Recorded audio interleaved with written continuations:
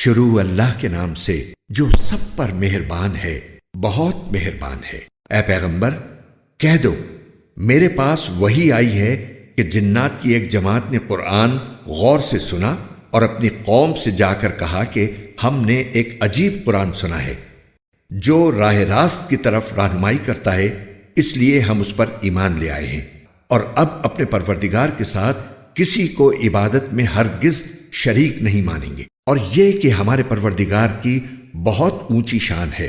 اس نے نہ کوئی بیوی رکھی ہے اور نہ کوئی بیٹا، اور یہ کہ ہم میں سے بے وقوف لوگ اللہ کے بارے میں ایسی باتیں کہتے تھے جو حقیقت سے بہت دور ہیں، اور یہ کہ ہم نے یہ سمجھا تھا کہ انسان اور جنات اللہ کے بارے میں جھوٹی بات نہیں کہیں گے، اور یہ کہ انسانوں میں سے کچھ لوگ جنات کے کچھ لوگوں کی پناہ لیا کرتے تھے، اس طرح ان لوگوں نے جنات کو اور سر پر چڑھا دیا تھا۔ اور یہ کہ جیسا گمان تم لوگوں کا تھا، انسانوں نے بھی یہی گمان کیا تھا کہ اللہ کسی کو بھی مرنے کے بعد دوسری زندگی نہیں دے گا، اور یہ کہ ہم نے آسمان کو ٹٹولنا چاہا تو ہم نے پایا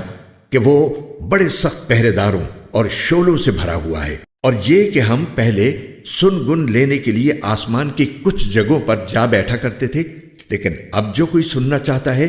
وہ دیکھتا ہے کہ ایک شعلہ اس کی گھات میں لگا ہوا ہے۔ اور یہ کہ ہمیں یہ پتہ نہیں تھا کہ آیا زمین والوں سے کوئی برا معاملہ کرنے کا ارادہ کیا گیا ہے یا ان کے پروردگار نے ان کو راہ راست دکھانے کا ارادہ فرمایا ہے، اور یہ کہ ہم میں کچھ نیک ہیں اور کچھ ایسے نہیں ہیں، اور ہم مختلف طریقوں پر چلے آ رہے ہیں، اور یہ کہ ہم یہ سمجھ چکے ہیں کہ نہ ہم زمین میں اللہ کو عاجز کر سکتے ہیں اور نہ کہیں اور بھاگ کر اسے بے بس کر سکتے ہیں، اور یہ کہ جب ہم نے ہدایت کی بات سن لی تو ہم اس پر ایمان لے آئے۔ چنانچہ جو کوئی اپنے پروردگار پر ایمان لے آئے تو اس کو نہ کسی گھاٹے کا اندیشہ ہوگا اور نہ کسی زیادتی کا، اور یہ کہ ہم میں سے کچھ تو مسلمان ہو گئے ہیں اور ہم میں سے اب بھی کچھ ظالم ہیں، چنانچہ جو اسلام لا چکے ہیں انہوں نے ہدایت کا راستہ ڈھونڈ لیا ہے، اور رہے وہ لوگ جو ظالم ہیں تو وہ جہنم کا ایندھن ہے۔ اور اے پیغمبر اہل مکہ سے کہو کہ مجھ پر یہ وحی بھی آئی ہے کہ اگر یہ لوگ راستے پر آ کر سیدھے ہو جائیں تو ہم انہیں وافر مقدار میں پانی سے سیراب کریں تاکہ اس کے ذریعے ان کو آزمائیں، اور جو کوئی اپنے پروردگار کی یاد سے منہ موڑے گا اللہ اسے چڑھتے ہوئے عذاب میں پرو دے گا۔ اور یہ کہ سجدے تو تمام تر اللہ ہی کا حق ہے، اس لیے اللہ کے ساتھ کسی اور کی عبادت مت کرو۔ اور یہ کہ جب اللہ کا بندہ اس کی عبادت کرنے کے لیے کھڑا ہوا تو ایسا معلوم ہوا جیسے یہ لوگ اس پر ٹوٹے پڑ رہے ہیں۔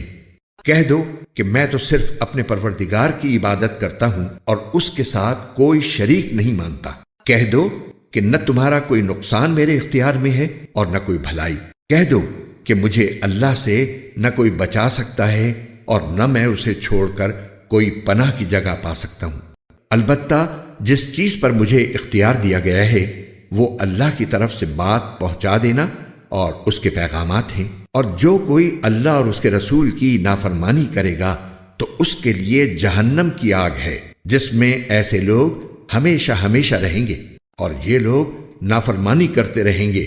یہاں تک کہ جب وہ چیز انہیں نظر آ جائے گی جس سے انہیں ڈرایا جا رہا ہے تو اس وقت انہیں پتہ چل جائے گا کہ کس کے مددگار کمزور ہیں اور کون تعداد میں کم ہے۔ کہہ دو کہ مجھے معلوم نہیں ہے کہ جس چیز سے تمہیں ڈرایا جا رہا ہے آیا وہ نزدیک ہے یا میرا پروردگار اس کے لیے کوئی لمبی مدت مقرر فرماتا ہے۔ وہی سارے بھید جاننے والا ہے، چنانچہ وہ اپنے بھید پر کسی کو مطلع نہیں کرتا سوائے کسی پیغمبر کے جسے اس نے اس کام کے لیے پسند فرما لیا ہو۔ ایسی صورت میں وہ اس پیغمبر کے آگے اور پیچھے کچھ محافظ لگا دیتا ہے تاکہ اللہ جان لے کہ انہوں نے اپنے پروردگار کے پیغامات پہنچا دیے ہیں، اور وہ ان کے سارے حالات کا احاطہ کیے ہوئے ہے، اور اس نے ہر چیز کی پوری طرح گنتی کر رکھی ہے۔